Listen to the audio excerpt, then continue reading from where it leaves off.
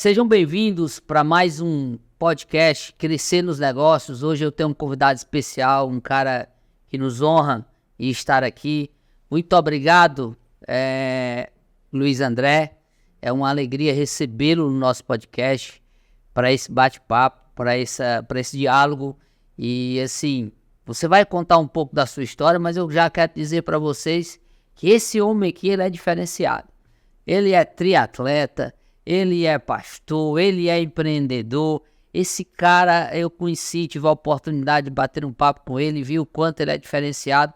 Mas se apresenta, Luiz, aí vamos começar aí dizendo como é que o negócio funciona, vai? Querida, assim, para mim é uma alegria muito grande estar com você aqui, Marcos, tá? Um grande presente de Deus lhe conhecer, né? Nos conhecemos há pouco tempo, mas sinto que nós vamos caminhar junto aí bastante tempo. Dentre todas as referências que você fez a mim, faltou uma que eu considero a mais importante. Marido. Marido casado com a melhor mulher do mundo, mais bem casado você pode imaginar. E pai de filhos muito abençoados também. Pois nós vamos disputar esse cargo, viu? Vamos disputar, que eu também sou muito bem casado e graças a Deus, que bênção tá podendo falar de empreendedorismo, mas também de família, né? Sim, com certeza. Os negócios, nós não tivemos muito cuidado. Os negócios normalmente são um grande causador da destruição de muita casa, de muita família, né? Business é importante, mas a família vem em primeiro lugar. Quando a gente está bem em casa, quando a gente está bem na área espiritual, principalmente no relacionamento com Deus, as demais coisas sempre funcionam. É a história do que nos acrescenta em tudo, né? Então, Perfeito. Eu sempre trabalhei dessa forma. Sempre foquei em primeiro lugar minha espiritualidade, minha intimidade com Deus, que sempre refletiu de forma praticamente perfeita em casa, com a família, com os filhos. E, obviamente, no relacionamento com funcionários, né, com os nossos colaboradores, com os nossos sócios. O próprio esporte é algo que encontra equilíbrio, né? Eu acho que essa é a base, sabe? Eu acho que pessoas intensas, empreendedores normalmente são homens intensos, né? São os homens que fazem. Acho que o nosso maior desafio é encontrar o equilíbrio, né? Porque às vezes essa intensidade faz com que a gente foque muito em algo e às vezes não, vamos dizer assim, banalize ou até mesmo esqueça de áreas que são tão importantes quanto.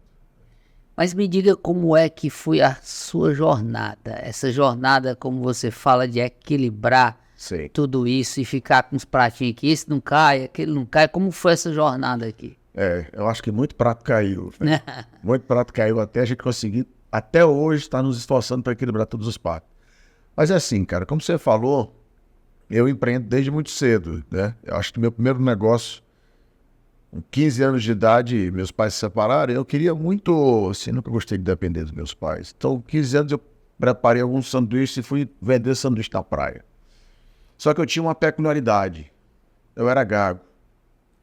E enquanto muitos encontram na gagueira um fator de impedimento, limitante, eu enxerguei de outra forma.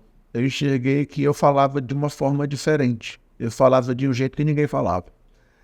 Então, o ser diferente, que para muitos hoje incomoda, para mim sempre foi algo que eu sempre me esforcei para ser.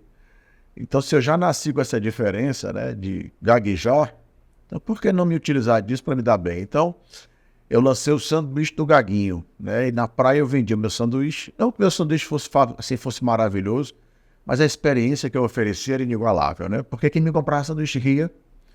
E o quanto mais o meu cliente ria, mais eu gaguejava mesmo, porque o meu prazer era fazer o meu cliente feliz e estar com o meu bolso cheio, né? Então, comecei ali vendendo sanduíche na praia, ali eu vi que eu me relacionava bem com as pessoas. Não pude escalar um negócio, Marcos, porque eu precisava de outros gagos. E eu não consegui encontrar outros gagos, né?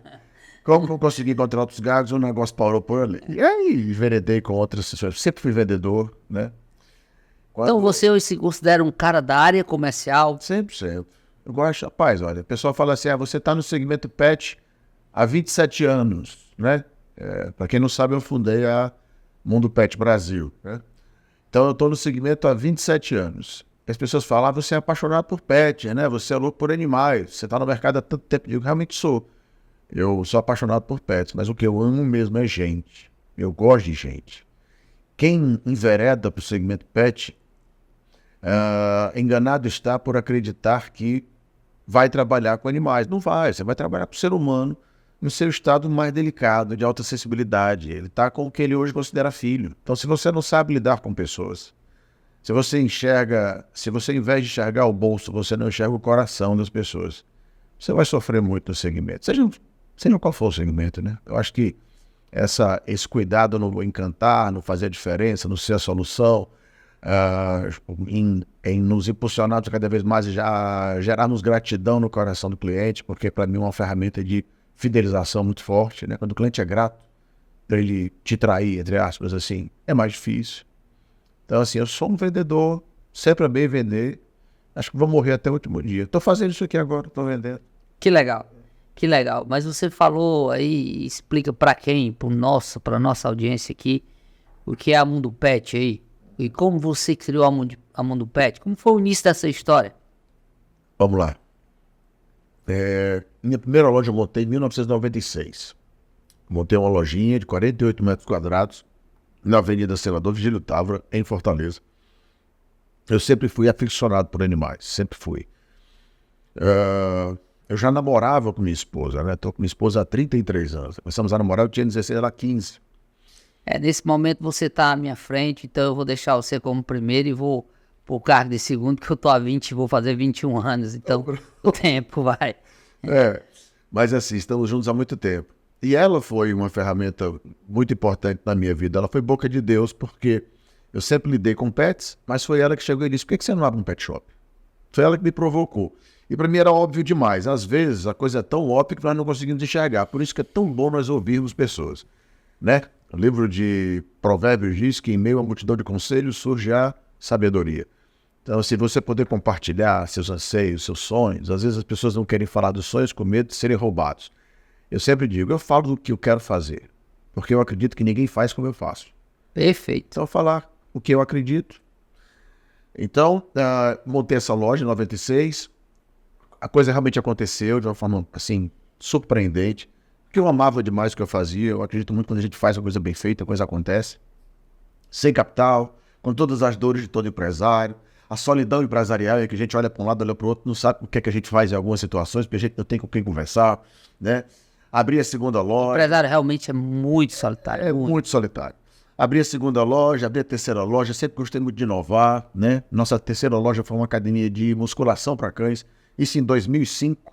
Aí você imagina o que causou. Então aquilo ali trouxe uma validação muito forte à marca. Na época chamava-se Faro Fino. Eu sempre entendi que todo empresário ele não tem por objetivo assim. Às vezes a gente crê que o que vale é o produto que a gente vende. Mas a empresa é um produto muito valioso, né? Então eu sempre acreditei muito que eu poderia cada dia mais fazer com que a minha empresa valesse algo. E aí nós montamos essa academia, depois abri a quarta, a quinta loja. E nessa caminhada de 1996 até 2015, eu montei loja para muita gente. Muita gente que queria montar um pet shop, muitos funcionários meus, muitos veterinários que vieram trabalhar comigo, que se tornaram concorrentes meus, inclusive. Eu sempre gostei muito de treinar o meu time, nunca fui de trazer pessoas prontas, sempre gostei de treinar, sempre gostei de trabalhar com neófitos, pessoas que chegavam sem saber de nada, mas que enxergavam bons comportamentos que estavam de acordo com o fit cultural da empresa. Então, sempre plantei muito, sabe, Marcos? Assim, acho que você crê, assim como eu, que não há forma de nós influenciarmos mais o nosso futuro que não seja pela semeadura, né? O que eu planto hoje vai repercutir no meu amanhã. Nunca deixe de plantar. Jamais. Porque a semente ela é opcional, né? Mas a colheita ela vai ser obrigatória. Então, ter muito cuidado na qualidade dessa semente. Então, durante esses anos todos, eu semeei muito. Montei loja para muita gente, Fortaleza, Natal, Recife, todo canto, assim. E fiz grandes amigos, conexões, né? O grande poder das conexões. O maior número de pessoas possível que a gente puder conhecer. Isso é um grande depósito. E quando foi em 2015, o cidadão bate na minha porta, final de 2014, o cidadão bate na minha porta, as pessoas dizem que a oportunidade pode bater a porta. Na minha bateu mesmo.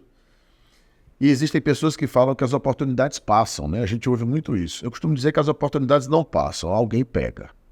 Alguém pega. Alguém vai estar preparado. Alguém vai estar. E quando a gente trabalha essa mentalidade de que alguém pode pegar, talvez a gente se esforce mais em ser competente o suficiente para enxergar e para agarrar aquilo que é nosso. Então eu sempre tive muito ligado a tudo que acontece. Eu creio muito em Deus, Então eu acredito muito nesse sobrenatural, nas coisas que de repente, eu creio muito no do nada de Deus, sabe? Aquela história do nada aconteceu, é o do nada de Deus. Né?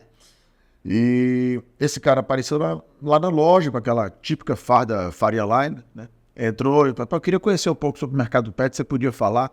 Eu falei, mas como é que você soube de mim? Ele falou, não, eu andei em vários pet shops e muita gente falava de você. É o resultado da semeadura. Ela demora, mas uma hora ela chega.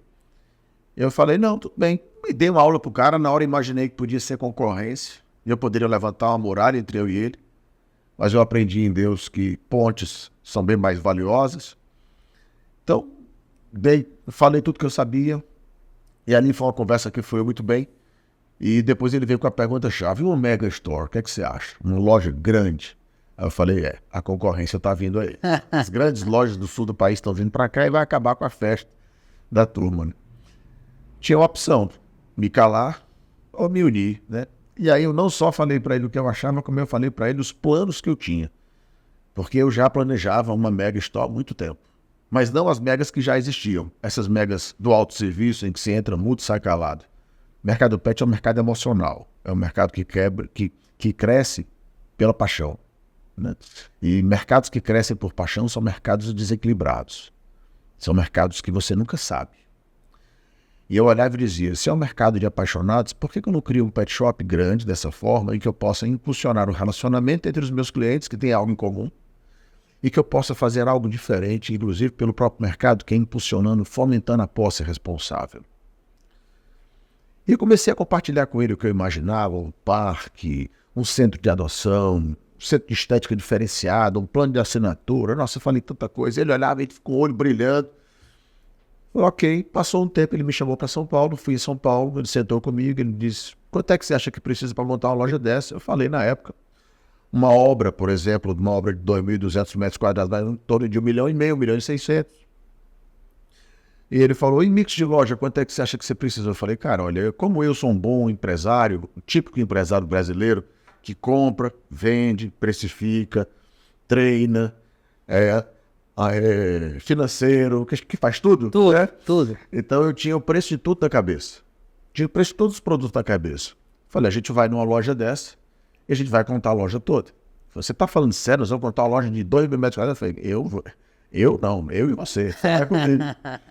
E eu fui com ele. E nós passamos o dia todo, né, numa loja das 8 à meia-noite, contamos a loja toda. Ele tirava foto, eu falava, você tira a foto, coloca quantas unidades tem, e depois eu vou colocar numa planilha e fecha essa conta. E minha esposa aqui com ódio, como é que eu estava fazendo um serviço desse de graça? Né? Semeadora. Semeando. Eu falei, deixa eu semear. Eu creio que é tempo de semear. E aí, rapaz, fechamos tudo, eu cheguei, tá aí, o negócio tá fechado, 4h30 da manhã. Eu lembro como se fosse hoje, a loja finalizava com 3,5 milhões. E ele olhou para mim e disse, topa ser meu sócio? Aí eu falei, como? Meio a meio? Ele falou, não, são 3 lojas. Eu falei, 3 lojas? Ele falou, é. Nós vamos captar 12 milhões. Na época, 2015, eu tinha 5 lojas, eu tinha um negócio que eu podia vender no negócio e tal, eu iria entrar também, tinha uma certa condição.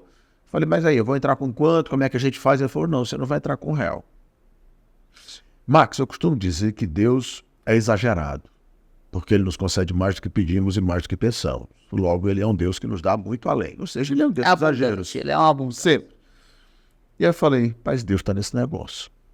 Senti, sabe? Senti o Espírito Santo me dizendo, eu tô nisso. E eu falei, você acredita mesmo? Eu, um homem de fé, perguntando para ele. Ele disse, tenho certeza. Falei, tá bom, voltei para cá. Para mim era muito distante. Esse meio de fundos de investimento, né? Para mim era algo muito distante. E aí, com um mês ele me liga, preciso que você faça uns pitches aqui com várias pessoas muito importantes. Tem um fundo que comprou a ideia. Um fundo pequeno na época, Mogno Capital. E nós fomos fazer várias visitas.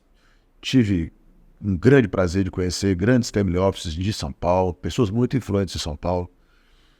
E eu vendo aquilo, eu vendo os lugares que Deus estava me fazendo sentar, as mesas que Ele estava me colocando. Eu via que era a mão de Deus. E mesa muda destino. Completamente. Mesa é algo muito precioso. E nessa história toda não foram 6 meses, mas em praticamente 60 dias a gente estava com toda a captação feita. E ali, depois de um tempo, nascem as duas primeiras lojas. Mundo Pet Salvador, Mundo Pet Fortaleza. 2 lojas. Em lugares diferentes. Mega Store. 2 mega. Uma loja com um terreno de quase 7.000 metros quadrados. Uma loja de 2.500. Outra loja aqui, 2.200. Mas o mais interessante é porque eu sou muito sensível a tudo que acontece. Eu ouço muito a voz de Deus. E Deus me fez abrir uma loja em 96, na Senador Virgílio Távora, de 48 metros, com um funcionário. E depois de praticamente 17, 18 anos, ele me fez abrir uma loja na mesma Senador Virgílio Távora, só que não de 48 metros, mas de 2.200 metros, não com um funcionário, mas com 63. Amém. Né? E ali foi o início, ali foi o start da história da Mundo Pet Brasil. Tá, legal. Mas a Mundo Pet, num segundo momento, depois dessa estruturação, alguém comprou, Sim. né? Sim. E como é passar, né, esse processo de venda para uma grande?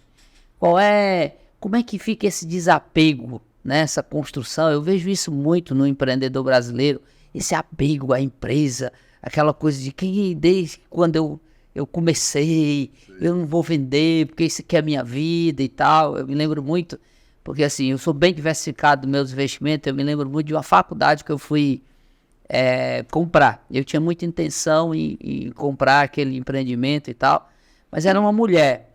E a mulher dizia o seguinte: essa aqui é a minha vida. E quando eu fui para a DRE, quando eu fui por balanço, o negócio não estava legal. E aí eu fui orientei num conselho e aí não batia o diabo. Eu vi que tinha muita paixão no negócio. Fala pra gente como é esse desapego mesmo. Tá. Essa não foi a minha primeira venda, né? A primeira venda foi a Faro Fino. Foi a Faro Fino. Quando eu fiz o meu primeiro processo de M&A, minha primeira captação foi em 2020, porque o projeto eram 3 lojas, nós abrimos 4 lojas, né? Fortaleza, Salvador e 2 em Recife. Ou seja, foi um grande case. A Mundo Pet realmente foi um grande case. Muitos cuidados, obviamente, houveram, né? Acho que o meu maior cuidado foi a cultura da empresa. A cultura da empresa é o que há de mais precioso e foi a coisa mais importante desde o início. Os pilares foram muito bem desenvolvidos.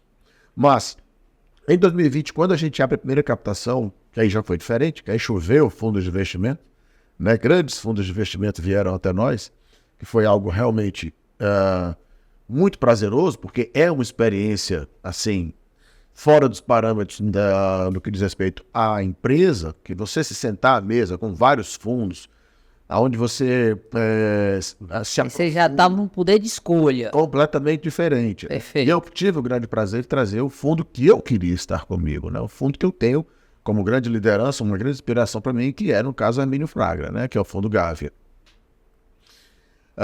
Então, quando a Gávea entrou, a exigência foi: você tem que encerrar a operação Faro Fino. Porque eu mantive a Faro Fino.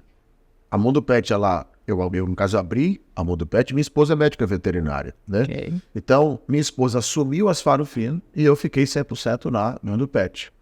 Ela ficou dando suporte veterinário como médica veterinária-chefe nas Mundo Pets, mas eu preservei. Quando a Gávea entrou em 2020, a Gávea chegou e falou: não, a gente precisa que você encerre a operação Faro Fino. E precisamos que você fique 100% dentro da empresa. Faz sentido, né? Inclusive, queremos que sua esposa venha para dentro. E aí a gente teve toda uma negociação e assim nós fizemos. Vendemos a empresa, vendemos a Faro Fino. Ela sofreu bastante com a venda da Faro Fino, porque foi algo que nós criamos. Nós ainda, não havíamos nem nos casado ainda quando nós abrimos a primeira loja. Mas eu entendo que há tempo para todas as coisas. Eu só me apego, amigo, aos meus pais, à minha esposa e aos meus filhos. Esses aí são as pessoas que eu não toque, né? Não toque, porque aí você vai me ver, você vai ver alguém diferente, né? Ok. Mas com relação aos meus negócios, não acho que há tempo para tudo. Eu acho que foi um ciclo, se encerrou um ciclo, foi bom enquanto durou. E aí a gente inicia a Mundo Pet. A Mundo Pet, ela foi criada para isso. A Mundo Pet foi um produto. A Mundo Pet foi um produto criado para ganhar a região Nordeste antes dos demais chegarem, para que na hora que os demais, os grandes, viessem para a região Nordeste, eles olhassem e dissessem: já existe alguém? já existe alguém grande tanto quanto nós. Perfeito. Vamos comprar esse pessoal. Essa sempre foi a ideia. Sempre foi isso. Mas existe uma estratégia de sucesso para isso? Existe. Existe uma Alguns cuidados importantes. Quais? Vamos lá. Primeiro deles, a cultura. Tá? A gente fala muito de cultura, hoje se fala muito de cultura. A cultura é algo que... Só pegando esse gancho, a cultura, ela influencia no processo de venda? Ela valoriza o processo de venda da sua empresa? Vou te perguntar, um selo GPTW, ele valida? Sim. É isso. Quanto melhor a sua cultura, mais eficientes serão as suas pesquisas de clima, porque uma pesquisa de clima na sua empresa é tão importante quanto o seu NPS. Perfeito. Tá? Até porque o clima da sua loja, ele influencia diretamente esse NPS. Um cliente só será encantado se ele for atendido, um cliente só será encantado se ele for atendido por pessoas encantadas. Se a minha empresa tem uma cultura de tal forma em que eu tenho colaboradores encantados, eles irão encantar. Pessoas encantadas encantam. Né? Então, enquanto as pessoas focam muito no cliente externo, esquecem do cliente interno, você está perdendo a oportunidade de trabalhar menos. Porque se eu foco no meu cliente interno, com treinamentos regulares, com pesquisas de clima constantes, esse atendimento ele vai ser um resultado, ele vai ser uma consequência. Né? Eu não estou forçando ninguém a fazer algo que eu quero. Eles simplesmente fazem. Perfeito. Então, caminho 1, cultura. Cultura. E esses pilares têm que estar muito bem estruturados. A cultura ela tem que ser formalizada. Toda empresa tem cultura, Perfeito. mas quase nenhuma tem essa cultura formalizada. Você tem que formalizar isso, você tem que tornar isso concreto. Ela tem que sair do comportamento, do repetitivo, do usual, do automático, para algo formalizado. Explica para nós o que seria formalizar a cultura. Ok. Primeiro ponto, obviamente, definição de sonho grande, visão, missão, como eu quero chegar no meu sonho grande, de que forma, e os pilares de valores, que são os meus balizadores, são aqueles que irão nortear os comportamentos dentro da empresa. Exemplo, vou te dar um exemplo bem simples. Vamos supor que nós estamos numa empresa agora e é processo da empresa que o copo sempre esteja no centro da mesa. Esse é um processo, certo? Esse é o processo. Dentre os valores dentro da empresa, existe um que diz que buscamos a solução. Buscamos a solução, ok? Esse é um valor nosso. Aconteceu que o João, que é funcionário nosso, hoje não estava muito bem, pegou o copo e deixou o copo de qualquer jeito. Ok? Ok. O Cláudio acabou de entrar aqui e viu o copo fora do lugar. Qual é a nossa cultura? Somos a solução, não é isso? O Cláudio olha e diz, isso não é quem nós somos. Isso é o que nós somos. Perfeito. Ou, quem colocou o copo ali? Quem foi que colocou o copo ali? Quando essa cultura está formalizada, somos solução, alguém chega e diz, Cláudio, vem cá. Isso não é quem nós somos. Nós não perguntamos quem colocou o copo ali. Nós resolvemos. Perfeito. Certo? Então, esses são os pilares culturais. Você formaliza comunicação. A comunicação ela tem que estar muito formalizada. O que é que se fala, o que é que não se fala. Isso tem que estar claro. Por quê? Porque na hora que uma pessoa entra na empresa, ela vai passar por um processo de aculturação. A aculturação acontece quando ela convive naquele meio. Se ela entra sem saber, ela vai trazer a cultura que ela já possui, os vícios que ela já possui. Se ela não se adequar ao que ali existe, ela vai ser o quê? Excluída. Ela não vai ter oportunidade de crescimento. Mas se essa pessoa ela é apresentada no seu onboard, quem nós somos, o que queremos e como fazemos, essa pessoa já entra com uma visão cultural clara de como as coisas acontecem, entende? Por isso a importância da formalização. Então, os pilares culturais são muito importantes.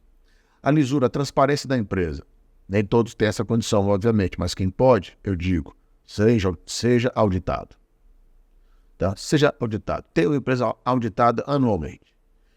Porque isso vai trazer muita transparência e vai fazer com que você ganhe muito tempo no momento de uma aquisição.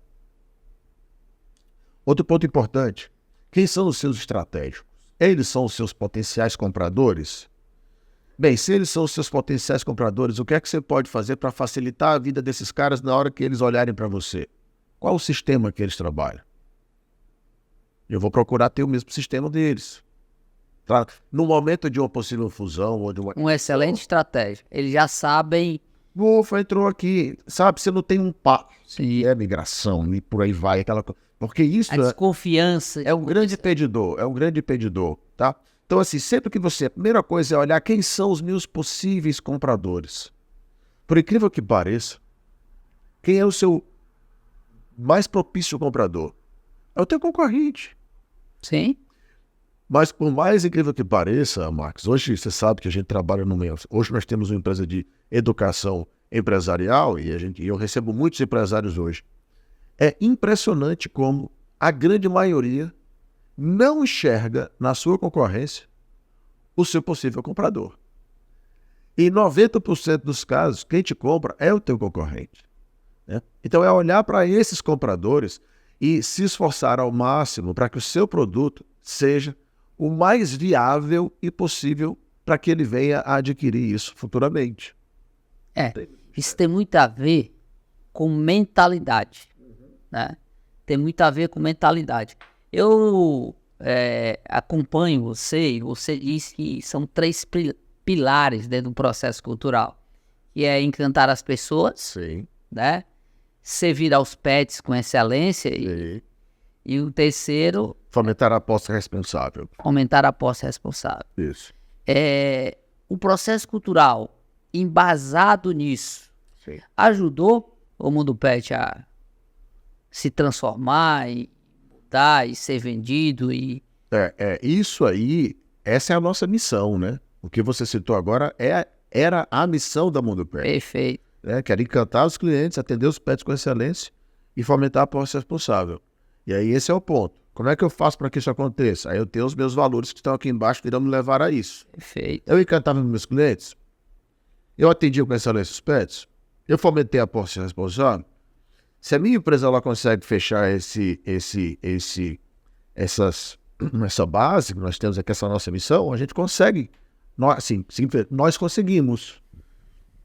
E claro que encanta, porque a empresa ela é a cara da sua missão, ela é a cara do que ela faz, não o que ela diz. Eu poderia falar 500 vezes, minha missão é encantar, é atender com excelência e fomentar a posse. Eu poderia muito bem não fomentar a posse, não trabalhar a ideia da posse responsável. Eu poderia ter um NPS horroroso, que demonstrava claramente que eu não estava encantando ninguém.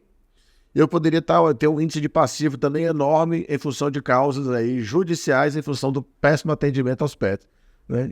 Então, assim, quando você determina uma missão, ela tem que ser alcançada. Tem que se agarrar a ela de todas as formas. Perfeito, perfeito. Também percebo que você falou e vejo nas suas colocações a preocupação com pessoas. Sim. Né? Eu também acredito muito nisso, eu também comungo muito com isso, mas existem desafios, né? E existe um mandamento, né? Amar o outro, né? Assim? Sim. Mas tem outro que dificulta pra caraca, não tem? Como é que trata essas pessoas dentro do ambiente de trabalho? Amigo, o maior problema, não quero ser mal interpretado, mas o maior desafio do empresário, com certeza, é gente. Gente. Quando eu vou fazer algumas palestras, eu faço palestras demais ultimamente e tal, às vezes eu me sento num auditório e eu pergunto, quem são os empresários? Levantam as mãos, falei, quem são os funcionários? Aí a turma levanta a mão, eu digo, qual é o maior dor do empresário? Aí todo mundo começa, pessoas, gente, blá, blá, blá. Eu digo, então entenda, vocês são a dor de cabeça deles, né? Turnover, absenteísmo, são dores eternas, né? Você treina o cara sai da tua empresa, vai para a concorrência, você treina o cara, ele sai, vai concorrer com você, monta um negócio para concorrer com você, você treina o cara, daqui a pouco o cara toca produtividade baixa, começa aqueles índices absurdos de atestado médico, né? Aquelas pessoas ali aplicando atestado. Mas também existe um outro papel, um outro ponto muito importante que as pessoas falam um pouco, que é exatamente o presenteísmo.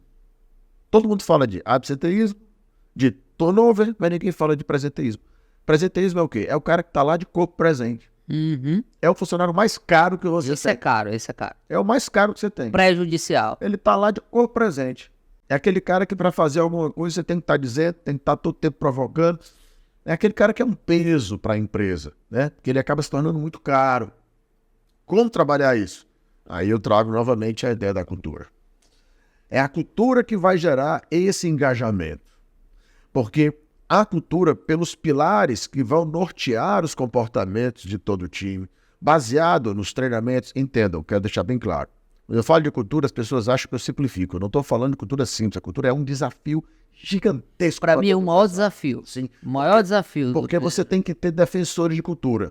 E aí o que é que as empresas fazem? As empresas criam um departamento de controle de cultura, de constância de cultura, aonde o que você deveria fazer era ter todos os seus funcionários como defensores de cultura. Mas isso só vai... Guardiões. São grandes guardiões de cultura. Perfeito. Porque o ponto aqui qual é? Na hora que o meu funcionário entende que a cultura da empresa dele é muito abençoada, que o lugar que ele trabalha é muito prazeroso, ele não vai permitir que alguém chegue querendo atrapalhar isso. Aquela citação do passado que o pessoal falava da batata podre, né? Que chega e contamina todo mundo.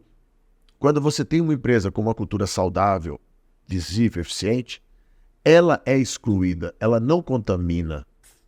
Expurga. Ela se auto-implode. Isso. Tá? Porque aquela coisa, se eu tenho pessoas aqui que estão coabitando, que estão caminhando juntas, que comungam dos mesmos comportamentos, e alguém chega querendo mudar isso, as pessoas fazem o quê? Elas se fecham para ela. É a história da panela, né? A panela fecha. E a panela tem que ser eficiente.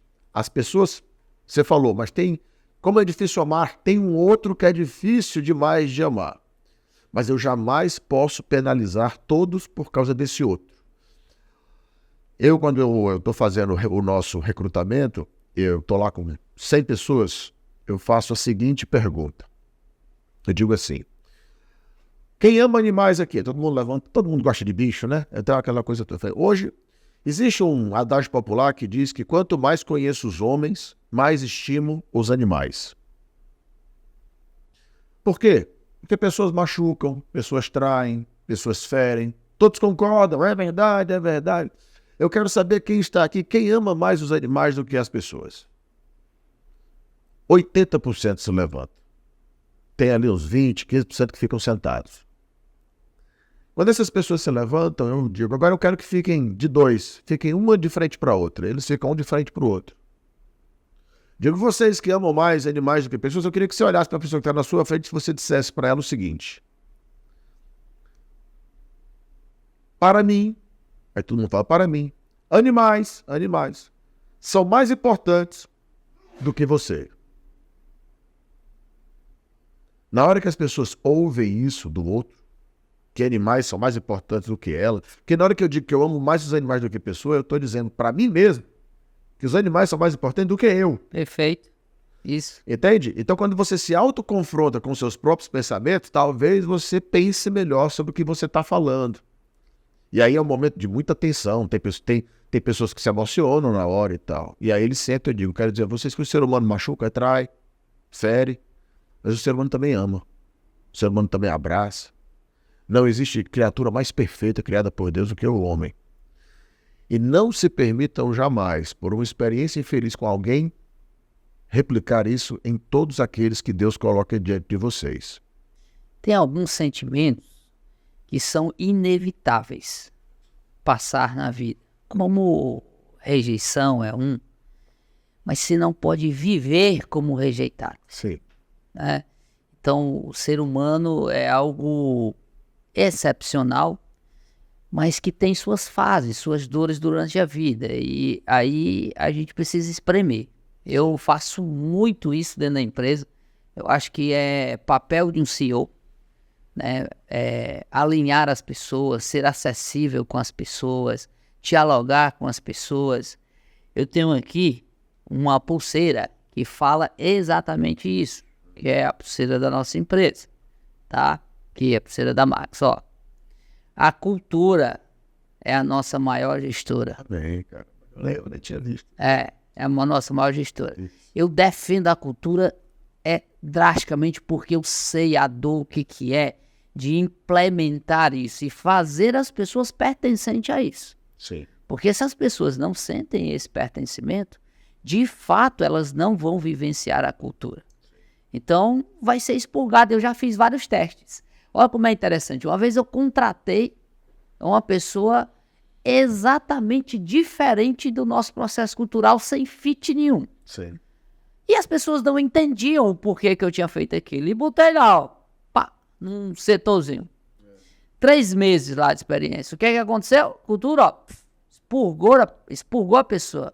Eu fui pro quadro branco e disse, ó, quais os aprendizados que nós temos aqui? Ah, mas isso aqui foi erro de contratação. Não, aqui não foi erro de contratação. Aqui foi um teste para entender se a nossa cultura está forte. E eu fiquei muito feliz, porque eu entendi que a nossa cultura está realmente enraizada. E aquilo fez uma diferença tremenda. E a partir dali as pessoas foram entendendo. Hoje nosso onboard passa um mês. As pessoas passam por todos os setores, são conduzidas pelos setores. E eu vejo pouca prática de onboard nas empresas. Sim. Poucas práticas de onboard nas empresas. Então a cultura realmente faz diferença na empresa, inclusive até no momento de vender uma empresa. Mas você já tem uma história muito grande, Luiz André, a nível empresarial. Mas me dá aqui um ponto crucial dessa trajetória, um ponto que foi um ponto de inflexão, que mudou rota para você. Eu sei que durante a sua trajetória pode ter vários, mas escolhe um ponto aqui, que foi crucial e aquilo mudou sua rota. Como você falou, são muitas as situações.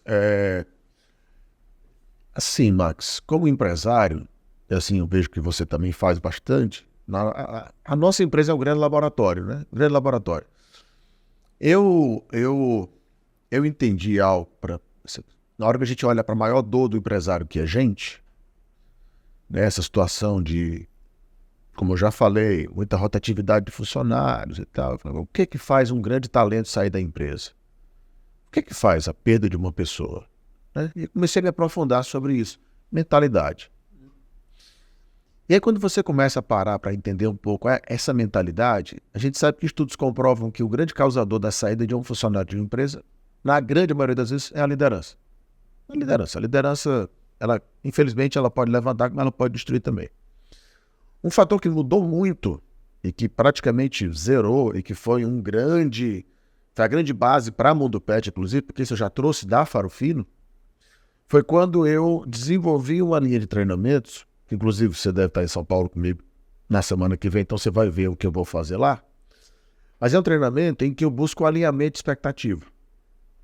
O grande problema da perda de grandes talentos é a expectativa. As pessoas elas são tendenciosas sempre a esperar muito mais da empresa do que o que ela pode te entregar. Nós somos assim, né? E não só na empresa, em tudo. Empresa, igreja, casamento, é tudo. Nós sempre criamos uma expectativa muito maior e essa expectativa, a chance de nós virmos a nos frustrar é gigantesca. E aí na hora que eu me frustro, na hora que não acontece aquilo que eu gostaria que acontecesse, eu posso manter aquilo aqui, na cabeça, ou posso permitir que desça para o coração. Se eu deixar que desça para o coração, essa frustração ela vai acabar comigo na empresa. Eu não vou mais produzir, por quê? Porque eu vou estar revoltado, né? Vem uma série de sentimentos como não vale a pena, eu não sou valorizado, né? Eu sou esquecido, as pessoas não lembram de mim. Até mesmo alguns colaboradores se sentem injustiçados, por que fulano é promovido e eu não, por que foi... o chefe chamou fulano para a sala, por que não me chamou também? São coisas tão pequenas que nós sabemos que as pessoas são influenciadas mais por isso, né? Então trazer esse alinhamento de expectativa, trazer essas pessoas para esse patamar aqui, entendendo que na empresa você vai ter seus momentos que você vai se sentir desvalorizado, você vai ter seus momentos que você vai se sentir injustiçado, mas não leva isso para o coração, porque o quanto mais alimentado esse coração de sentimentos ruins, mágoas, rancores, etc., você não vai chegar onde você quer chegar. Isso para o empresário geral, eu trabalho muito empresário hoje. Esse alinhamento, entender esse alinhamento de expectativas e trazer esses treinamentos de forma concisa para todo o time, foi algo que mudou radicalmente o resultado das empresas.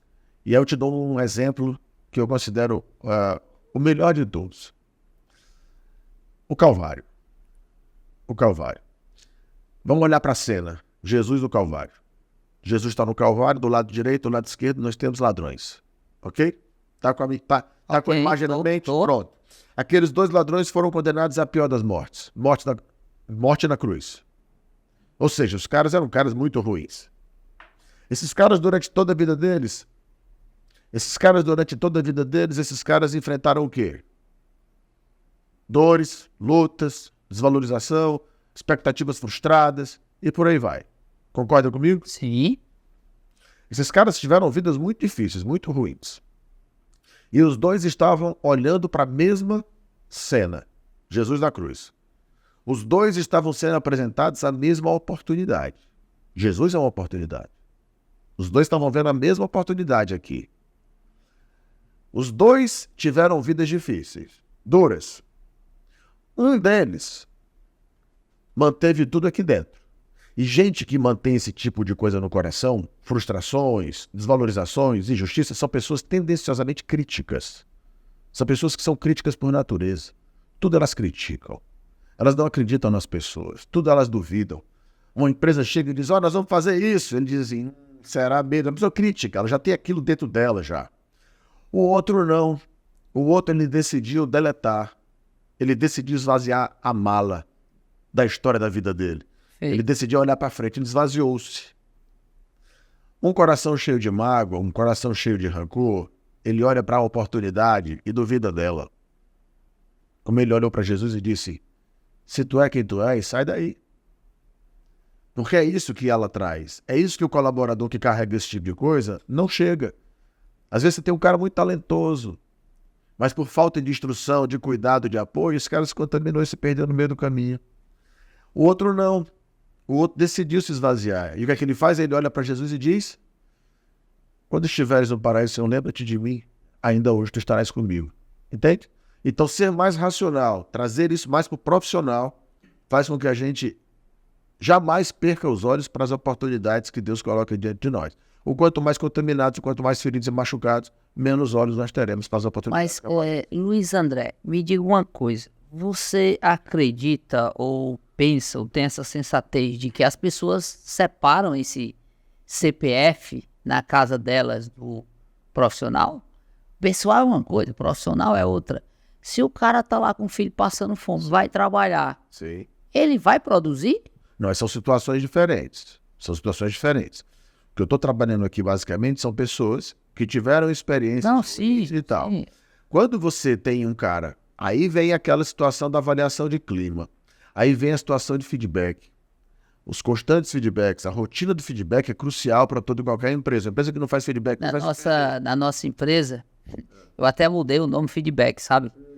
Porque já vinha mesmo naquele conceito de... As pessoas já vinham com certo receio, principalmente quem vinha, né? Quem chegava na nossa empresa. E hoje nós temos o diálogo de desenvolvimento, que nada mais é do que um feedback. Sim. A gente só pincelou isso e fazemos isso mensalmente. Jóia, muito bom. Tá? Então, mensalmente há um diálogo sobre. Porque feedback não é crítica.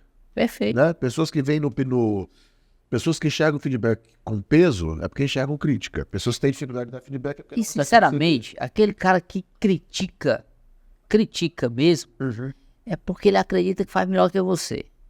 Então, em algum momento, ele vai querer dizer assim, acho que isso não dá certo, eu acho que a minha ideia é melhor, eu acho que ele acredita que pode fazer melhor que você. Sim. Então, eu não estou muito... hoje, eu respeito a opinião. Poxa, por que não chega e dá logo a tua opinião? Minha opinião é essa, eu não acredito no que você quer. Mas eu vou dar uma crítica construtiva aí, me perdoe você que tá aí do outro lado, mas não tem muito isso não, sabe? Chega e dá a tua opinião e diz o que tu pensa e não tem problema. Afinal, no ambiente empresarial não se trabalha com criança. Isso. Mas a gente tem que ter essa maturidade. Perfeito, é cultura. A cultura da transparência, né? Cara, lembro-me demais da minha jornada, da minha trajetória. O quanto de melindre teve que se passar, o quanto de dor teve que se passar. E hoje assim, é tranquilo falar, porque quando o processo cultural está bem embasado, é fácil falar. mas tem uma jornada, irmão. Sim. Tem uma trajetória para se chegar até aqui, né? E aí eu quero também saber um pouco aqui do nosso bate-papo, que tá tão gostoso, mas eu vou aproveitar o momento para agradecer a todos os patrocinadores, a Max Distribuidora, a UmiPay, o Ecopark, a Blue, Celulares Blue, a Max Eletro, a LuxPay. Então, muito obrigado a todos que nos patrocinam aqui.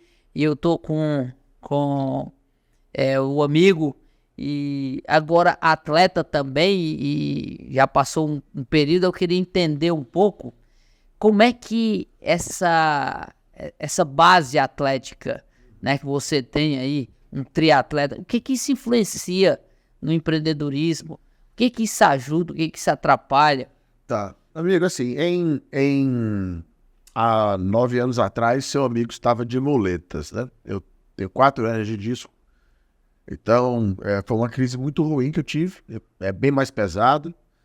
E foram 6 meses caminhando assim, de muletas, sem poder dirigir, sem poder produzir. Foi um tempo muito difícil. E, resumindo, que é uma longa história, graças a Deus fiquei bem, não precisei ir para cirurgia. E quando eu fiquei bem, eu decidi que era o momento de eu mudar radicalmente a minha vida. Eu sempre gostei muito de me desafiar em todas as áreas, né? Eu sempre gostei de...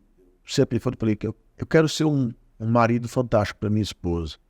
E me esforço para isso. Eu quero ser um bom pai para os meus filhos. Hoje eu tenho filhos adultos já e eu louvo a Deus porque eu acredito que que nós conseguimos. Né? Tenho um filho que se formou agora, inclusive, médico. Minha filha mora em São Paulo fazendo GV. Uma menina muito preciosa também. Todos muito cheios de Deus também. Então, assim, acredito que... Amém. Como esposo, como pai...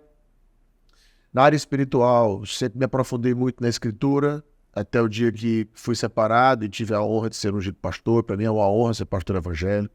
Amo as pessoas e deixo sempre claro que não sou um pastor que cultua religiões, mas um pastor que ama pessoas, né? Ama pessoas. Eu não estou preocupado com a religião de ninguém. Se eu puder apresentar o Jesus que eu creio, amém. Muito né? bem, muito que assim seja. Estamos lá na Comunidade das Nações, um trabalho lindo, um rebanho gigante, Deus tem feito grandes coisas. E aí o esporte, né? O esporte, a parte como empresário, né? As coisas acontecendo, os sonhos se realizando, as conquistas, né? E aí eu falei, o esporte, eu preciso me cuidar, preciso cuidar da saúde. E aí, rapaz, comecei a pedalar de uma maneira muito despretensiosa. Comecei a pedalar com alguns amigos, 10 quilômetros, 20 quilômetros, 30 quilômetros. Daqui a pouco estava pedalando 60 quilômetros. Eu digo, gente, pedalei 60 quilômetros, meu Deus, que loucura. E você vai emagrecendo também, você vai ganhando qualidade de vida, né? E aí eu falei, eu vou correr também. Comecei a correr, gostei, porque correr é chato, né? O cara que nunca correu vai começar a correr, é uma experiência muito ruim. Mas a constância que faz com que a gente passe a amar, né? Então a corrida para mim hoje é algo muito, muito, muito especial.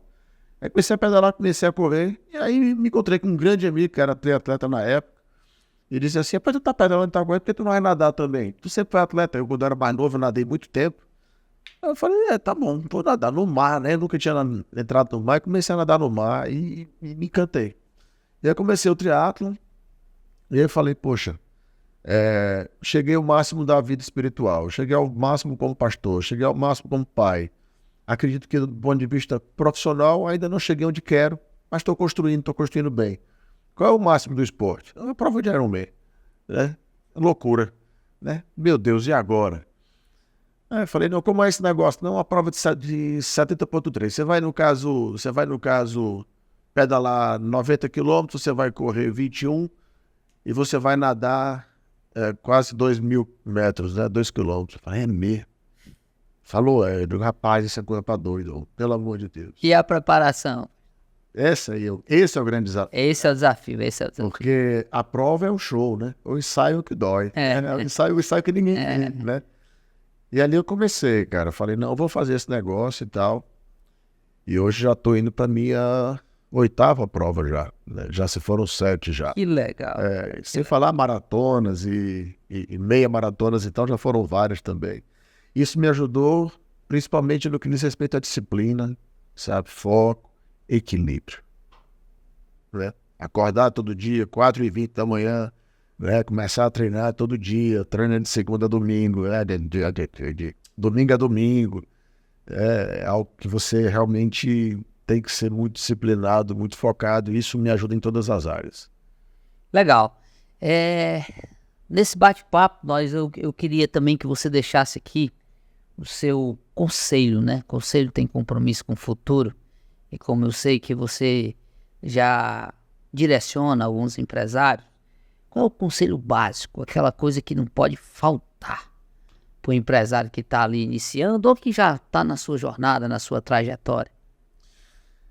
Mas é o que eu digo para todo empresário que eu mentorio, né? Hoje eu mentorio muitos empresários, Deus me deu esse presente também, que é algo que eu amo fazer, né? Além do nosso trabalho de educação. Complemente aí com a importância da mentoria, complemente aí. Pronto. A mentoria é um acompanhamento, né? É você... Se eu tivesse o privilégio de ter o que alguns empresários mentoreados meus hoje têm, para mim teria sido um grande presente. Né? Você poder se aconselhar, você poder caminhar com quem tem um pouco mais para te oferecer, para te dar alguns nortes, né? Para situações de tensão, situações de conflito, em todas as áreas, né? Porque, como eu também sou pastor, então acabo que atuo não só na área dos negócios, mas também nas famílias, né? Na educação dos filhos e por aí vai. O que eu sempre coloco é, as pessoas não têm noção do seu próprio potencial. O que você tem dentro de você vai muito além daquilo que você pode imaginar. As barreiras que se levantam diante de muitos de nós paralisam a muitos. Mas elas nunca permanecem de pé quando nós continuamos combatendo. Elas vêm ao chão. E nós nos surpreendemos, não com o que acontece, mas com quem somos. A autodescoberta é algo muito precioso. Eu tive exatamente essa sensação quando no ano de 2020 eu montei uma estrutura em São Paulo e quando cheguei lá, eu acredito, né, que a gente acaba se apequenando muitas vezes por conta dessas barreiras, desses obstáculos, mas quando a gente passa pelo primeiro, passa pelo segundo, a coisa vai crescendo e vai andando, e o que mais me serviu de aprendizado naquele momento foi entender o meu tamanho, o tamanho que eu era e o quanto Deus foi me preparando. E como você mesmo disse, pastor, Deus é muito generoso, ele só faz coisas assim grandes que às vezes a gente se... Como assim tá tão grande? Como assim? Mas é isso, Deus está lhe dando a oportunidade, então aproveite, sente à mesa e vamos desfrutar agora, se prepara, porque tem as dores também. E você falou aí 2 pontos extremamente importantes, que é uma das formas que eu tenho de medir resultado na nossa empresa, que é exatamente com a família do meu colaborador. Sim. Quando o meu colaborador, ele faz algo que dentro da família dele foi substancial, a família cresceu, a coisa andou, o negócio funcionou, ele teve uma mudança, isso é uma forma de se medir resultado na minha concepção enquanto empresa. E outro, você falou aí dos filhos também, parabéns pelos filhos, eu também tenho 3 filhos lindos, né, maravilhosos, assim, extremamente dedicados. O meu ainda estão num processo mais de construção, mas o meu mais novo tem 16 anos. E ele me disse uma coisa que me chamou muita atenção nesses últimos dias, que foi o seguinte: pai, você sempre disse que o seu maior desafio é ser pai, e o meu maior desafio é ser pai. Sim. Eu não tenho nenhum problema em liderar 1000 pessoas, eu não tenho nenhum problema, não tenho esse problema, mas ser pai eu tenho, porque a linha de ser pai é muito tênua, né? Qual o momento de dizer não, qual o momento de ceder, como é que é aquilo. Mas o que o meu filho falou mexeu muito comigo, que foi o seguinte: ele disse, pai, o senhor numa conversa disse que está com o coração mais em paz, né? E eu realmente hoje me sinto com o coração mais em paz. E se o senhor está com o coração mais em paz, é um sinal que eu, como filho, tenho feito a minha parte. E que o senhor, como pai, está fazendo a sua também melhor ainda. Então isso para mim foi um motivo de muita alegria, né? Escutar isso do meu filho e dizer assim, cara, mas o meu filho tem 16, é o mais novo. Eu disse, então, cara, o começo me pegou melhor, né? Na fase melhorada. Porque a gente vai melhorando, nós somos seres humanos, então é a jornada do melhoramento, né? Tem um aprendizado. Mas eu quero aqui deixar os microfones abertos, pastor, para que você faça as considerações finais e dê o seu recado aí para o empreendedor brasileiro, aquele que está nos ouvindo. O que eu posso dizer para você que está conosco aqui, né? Acredite muito que 2024 será um ano surpreendente. Eu acredito muito nisso. Acredito que nós iremos vivenciar um ano de recuperação, um ano de alcance, um ano de conquista. Agora se organize. A palavra que eu tenho para o empresariado de modo geral é se organize. As pessoas falam muito da dor do crescimento. Eu costumo dizer que o crescimento não dói. Se organizar fora do tempo é que é doloroso. Então, se você já nasce organizado, se você tem essa preocupação, manter a empresa nos trilhos desde cedo, seu crescimento não vai ser doloroso. Então, assim, fique atento a isso. Se organize e se prepare para uma onda que vai chegar. Né? E que ele tem que estar preparado. Tem que estar preparado para isso. E aí eu trago isso para o meio de negócios. Para mim, a prosperidade, esse crescimento, a virada de chave, claro que ela é decorrente de muito trabalho, de muita excelência, mas ela acontece. E a gente tem que estar muito eficiente, muito preparado para que na hora que essa onda chegar, que a gente possa surfar essa onda da melhor forma possível até o final, aproveitando cada momento dela. Né? Então, ficar atento, que eu acredito muito que 2024 vai ser um ano que nós vamos ver uma onda gigante aí de crescimento exponencial para empresários que decidirem se posicionar. Que bom. Aqui nós escutamos o Luiz André com muita alegria. Muito obrigado, muita honra em tê-lo aqui no podcast Crescer nos Negócios. E você que está empreendendo, lembre-se, empreender é um desafio e grande. Precisa de muito trabalho duro, mas trabalho inteligente também. Então é hora de você se aprofundar, se apropriar e bora crescer. Tamo juntos. Até breve.